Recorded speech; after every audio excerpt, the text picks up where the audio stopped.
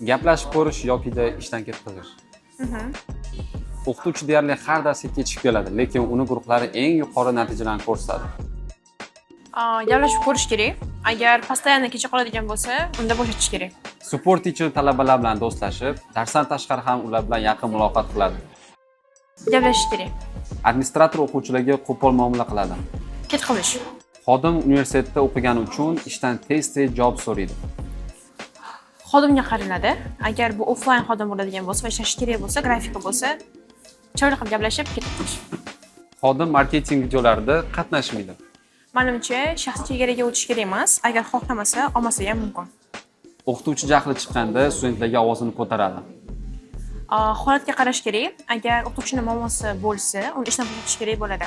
O'qituvchi sertifikatini muddati tugagan bo'lsa ham, uni yengillashni xohlamaydi. Ko'pincha holatda bo'shatish.